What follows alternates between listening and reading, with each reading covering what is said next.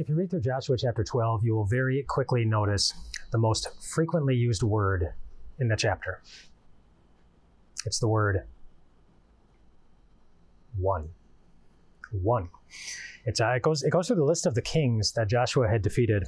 It says 31 kings in all. But before it goes through all of those kings, or as it's going through all those kings, it lists the king's name, and then it just says one. It lists the king's name, one. Name, one. Name, one. It's like God is checking them off. Like, yep, one, each one. Joshua and the Israelites defeated each one. And the fact that they are in the Bible and that number is by each one of them, it's God reminding us that God saw each one of them. And if that's true about the enemies of his church, how much more true is it for you? You are one person. There's never been another you.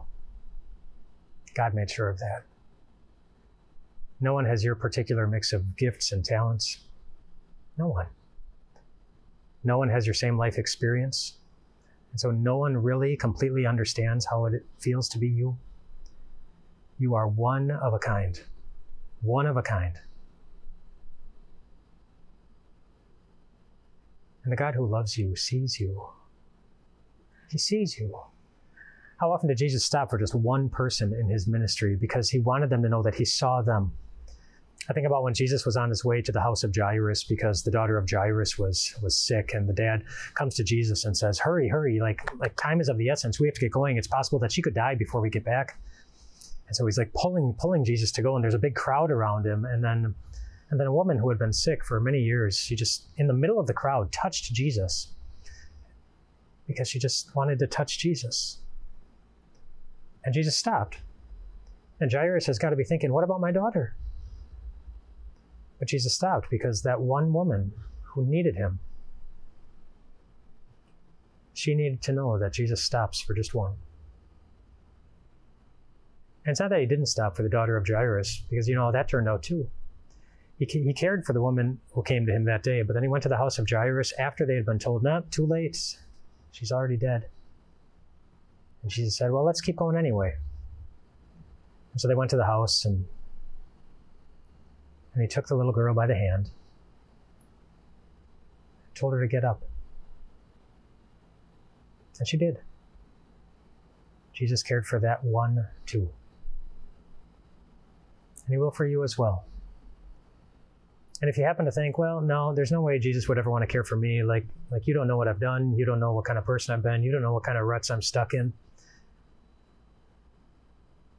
And remember the story that Jesus told about the 99 sheep, the good, the healthy, the strong ones. But there had been 100. It was a complete set. But one of them went off and wandered. And wandered so badly that there was no way it was ever going to get back on its own. And what did the shepherd do? Well, he didn't say, hey, you know what? It's just one. The shepherd said to himself, that one needs me. It's the same heart that compelled Jesus to come and hang on a cross and suffer the way he did and sacrifice all that he did. Because you, the one of a kind, you, the only one you needed him too. And he came. He will always come for each one. He always sees you, and always with perfect love. Rest well tonight, my friends.